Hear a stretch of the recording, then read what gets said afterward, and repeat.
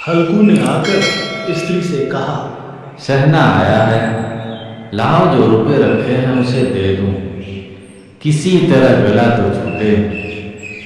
मुन्नी झाड़ू लगा रही थी, पीछे फिरकर बोली, 3 ही रुपये हैं, दे देगी तो कमल कहाँ से आएगा? माँ उसकी बात हार में कैसी कटेगी? उसे कह दो फसल में रुपये दे देंगे, अभी नहीं। हल्कू एक क्षण अनिश्चित दशा में खड़ा रहा। पूस सिर पर आ गया।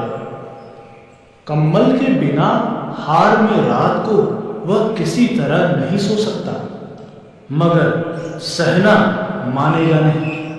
घुड़कियां जमाएगा, गालियां देगा, बला से चारों मरेंगे, बला तो सिर से टल जाएगी। यह सोचता हुआ वह अपना भारी भरकम दीन लिए हुए, जो उसके नाम को झूठ सिद्ध करता था, स्त्री के समीप आ गया और खुशामद करके बोला, ला दे दे, भला तो छूटे, कम्बल के लिए कोई दूसरा उपाय सोचूंगा। मुन्नी उसके पास से दूर हट गई और आंखें तरेलते हुए बोली, कर चुके दूसरा उपाय, जरा सुनो, कौन उपाय करोगे? कोई खैरात दे देगा कम्बल? ना जाने कितनी बाकी है जो किसी तरह चुनने की नहीं आती। मैं कहती हूँ तुम क्यों नहीं खेती छोड़ देते? मरमर काम करो, उपज हो तो बाकी दे दो।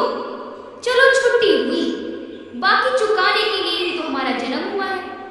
पेट के लिए मजदूरी करो, ऐसी खेती से बाज आए। मैं रुपए ना दूंगी, ना दूंगी। हल्कू उदास होकर बोला, तो क्या गाली खाऊं? मुन्नी ने तड़प कर कहा, गाली क्यों देगा? क्या उसका राज है? मगर यह कहने के साथ ही उसकी तनी हुई भौहें ढीली पड़ गई। हल्कू के उस वाक्य में जो कठोर सत्य था, मानो एक भीषण जंतु की भांति उसे घूर रहा था। उसने जाकर आले पर से रुपए निकाले और हल्कू के हाथ पर रख दिए। फिर बोले, तुम छोड़ दो कि ये खेती, मजूरी में सुख से एक रोटी तो खाने को मिलेगी, किसी की धौंस तो न रहेगी। अच्छी खेती है, मजूरी करके लाओ, वो उसी में झोंक दो, उस पर से धौंस। हल्कू ने रुपए लिए और इस तरह बाहर चला मानो अपना हृदय निकाल कर देने जा रहा हो। उसने मजूरी से एक एक पैसा काट काट कर 3 रुपए कम्बल के लिए जमा किए थे। वह आज निकले जा रहे थे। एक एक पग के साथ उसका मस्तक दीनता के भार से दबा जा रहा था। पूस की रात।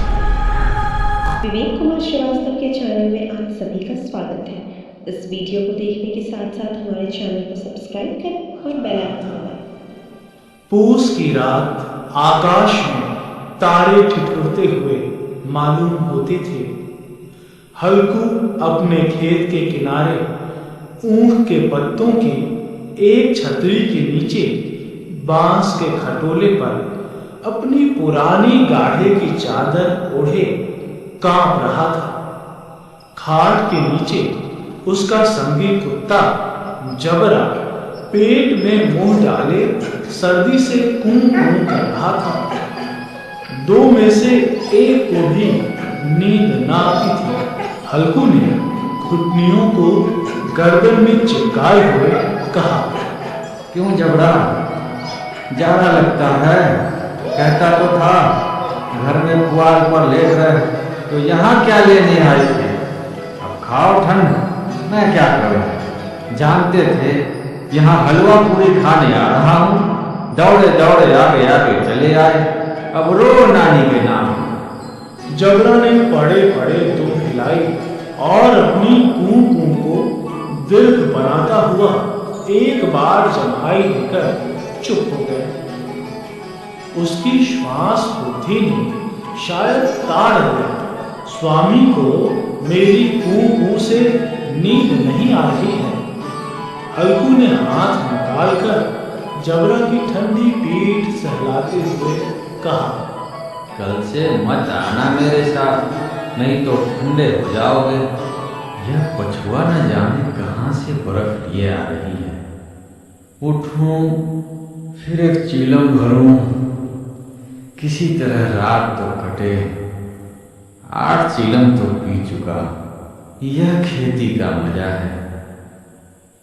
और एक एक भगवान ऐसे पड़े हैं जिनके पास जा तो गर्मी से घबरा कर भागे।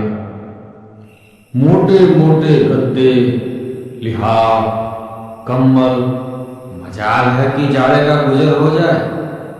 तकदीर की खूबी है, मजूरी हम करें, मजा दूसरे लूटें। हल्कू उठा और गड्ढे में से जरा सी आग निकालकर चिल्लम भरी। जबरा भी उठ बैठा। हल्कू ने चिल्लम पीते हुए कहा,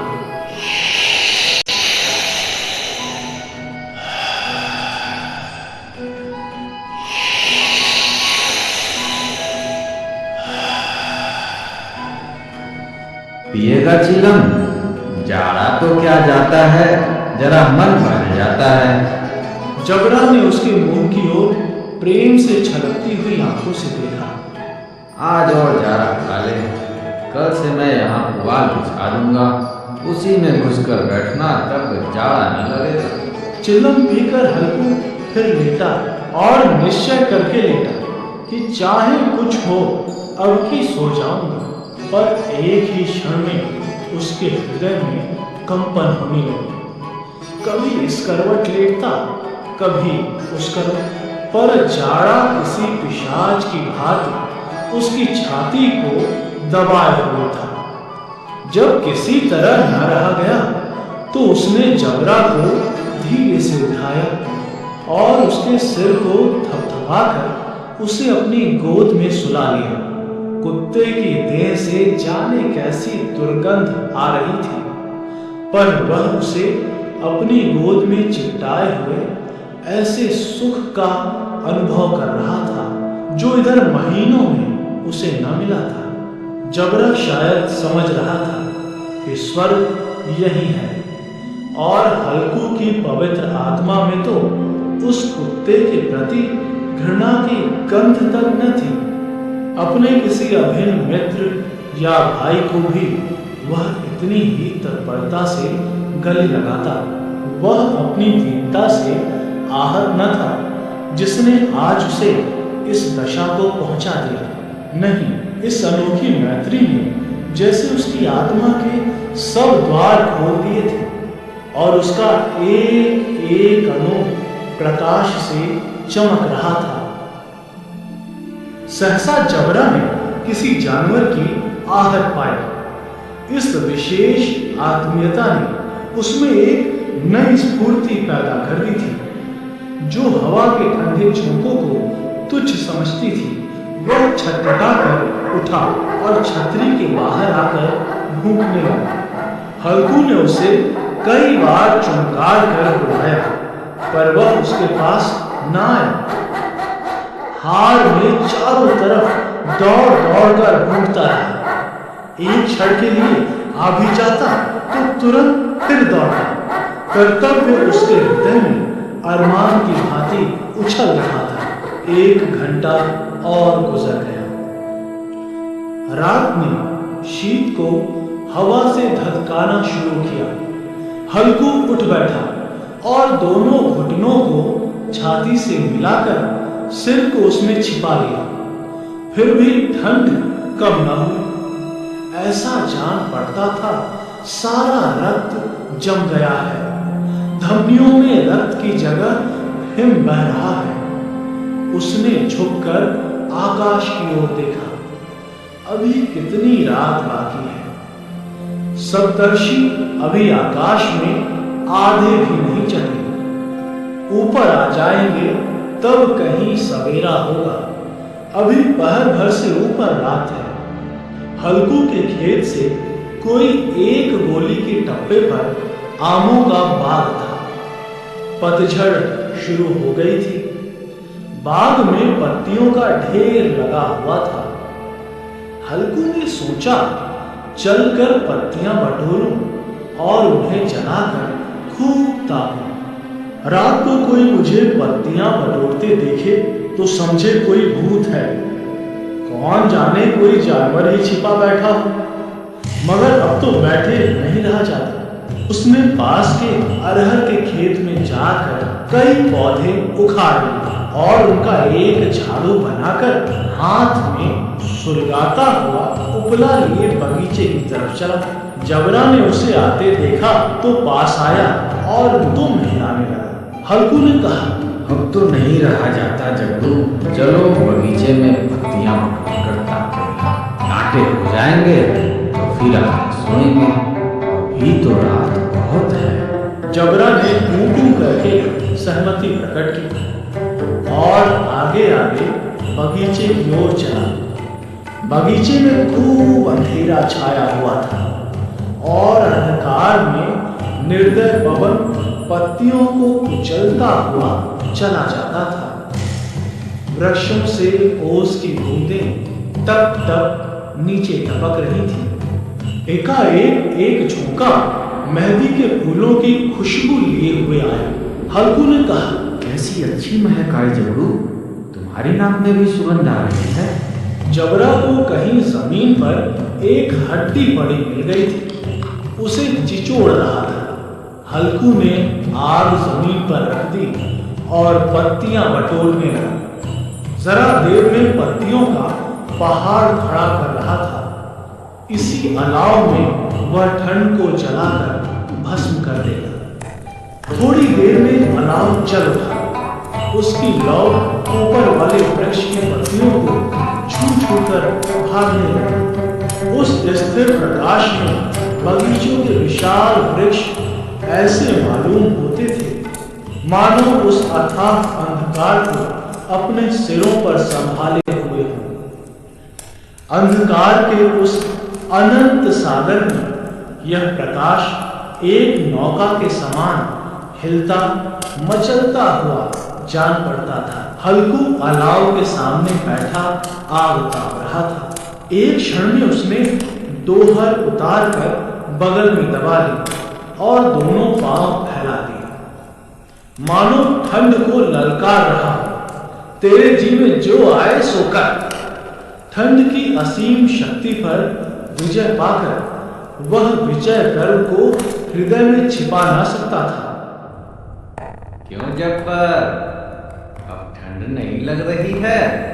जबरा ने कूं करके मानो कहा, अब क्या ठंड लगती ही रहेगी? पहले से यह उपाय न सूझा, नहीं इतनी ठंड क्यों खाते? जबरा ने पूंछ हिलाई। अच्छा आओ इस अलाव को कूद कर पार करें, देखें कौन निकल जाता है। अगर जल गए बच्चा तो मैं दवा न करूंगा। जबरा ने उस अग्नि राशि की ओर कातर नेत्रों से देखा। मुन्नी से कल न कह देना, नहीं तो लड़ाई करेगी। यह कहता हुआ वह उछला और अलाव के ऊपर से साफ निकल गया। पैरों में जरा लपट लगी पर वह कोई न थी। जबरा आग के गिर्द घूमकर उसके पास आ खड़ा हुआ। चलो चलो, इसकी सही नहीं, ऊपर से कूद कर आओ। वह फिर कूदा और अलाव के इस पार आ गया। पत्तियां जल चुकी थी। बगीचे में फिर अंधेरा छाया था। राख के नीचे कुछ कुछ आग बाकी थी जो हवा का झोंका आ जाने पर जरा जाग उठती थी, पर एक क्षण में फिर आंखें बंद कर लेती थी। हल्कू ने फिर चादर ओढ़ ली और गर्म राख के पास बैठा हुआ एक गीत गुनगुनाने लगा। उसके बदन में गर्मी आ गई थी, पर ज्यों-ज्यों शीत बढ़ती जाती थी उसे आलस से दबाए लेता। जबरा जोर से भूखकर खेत की ओर भागा। हल्कू को ऐसा मालूम हुआ कि जानवरों का एक झुंड उसके खेत में आया है। शायद नील गायों का झुंड था। उनके कूदने दौड़ने की आवाजें कान में साफ आ रही थी। फिर ऐसा मालूम हुआ वह खेत में चल रही हैं। उनके चबाने की आवाज चर चर सुनाई देने लगी। उसने दिल में कहा, नहीं, जबरा के होते हुए कोई जानवर खेत में नहीं आ सकता, नोच ही डाले। मुझे भ्रम हो रहा है। कहा, अब तो कुछ नहीं सुनाई देता। मुझे भी कैसा धोखा हुआ। उसने जोर से आवाज लगाई, जबरा, जबरा। जबरा भूखता रहा, उसके पास ना आया। फिर खेत के चले जाने की आहट मिली। अब वह अपने को धोखा ना दे सका। उसे अपनी जगह से हिलना जहर लग रहा था। कैसा दंदाया हुआ बैठा था। इस जाड़े पाले में खेत में जाना, जानवरों के पीछे दौड़ना असूझ जान पड़ा। वह अपनी जगह से न हिला। उसने जोर से आवाज लगाई, लिहो, लिहो, लिहो। जबरा भूख उठा। जानवर खेत चल रहे थे। फसल तैयार है। कैसी अच्छी खेती थी, पर ये दुष्ट जानवर उसका सर्वनाश किए डालते हैं। हल्कू पक्का इरादा करके उठा और 2-3 कदम चला, पर एकाएक हवा का ऐसा ठंडा चुभने वाला बिच्छू के डंक का सा झोंका लगा कि वह फिर बुझते हुए अलाव के पास आ बैठा और राख को कुरेद कर अपनी ठंडी देह को गरमाने लगा। जबरा अपना गला फाड़े डालता था। नीलगाय खेत का सफाया किए डालती थी और हल्कू गरम राख के पास शांत बैठा हुआ था। अकर्मण्यता ने रस्सियों की भांति उसे चारों तरफ से जकड़ रखा था। उसी राख के पास गरम जमीन पर वह चादर ओढ़कर सो गया। सवेरे जब उसकी नींद खुली तब चारों तरफ धूप फैल गई थी और मुन्नी कह रही थी, क्या सोते ही रहोगे? तुम यहाँ आकर रम गए, उधर सारा खेत चौपट हो गया। हल्कू ने उठकर कहा, क्या तू खेत से होकर आ रही है? मुन्नी बोली, हाँ, सारे खेत का सत्यानाश हो गया। भला ऐसा भी कोई सोता है? तुम्हारे यहाँ मड़ैया डालने से क्या हुआ? मैं मरते मरते बचा, तुझे अपने खेत की पड़ी है। पेट में ऐसा दर्द हुआ कि मैं ही जानता हूँ। दोनों फिर खेत की डाली पर आए। देखा सारा खेत रौंदा पड़ा हुआ है और जबरा मड़ैया के नीचे चित लेटा है, मानो प्राणहीन हो। दोनों खेत की दशा देख रहे थे। मुन्नी के मुख पर उदासी छाई थी, पर हल्कू प्रसन्न था। अब मजूरी करके माल गुजारी भरनी पड़ती। अगर आपको मिलेगी, मैं तो यहाँ से उड़ा तो सकता है।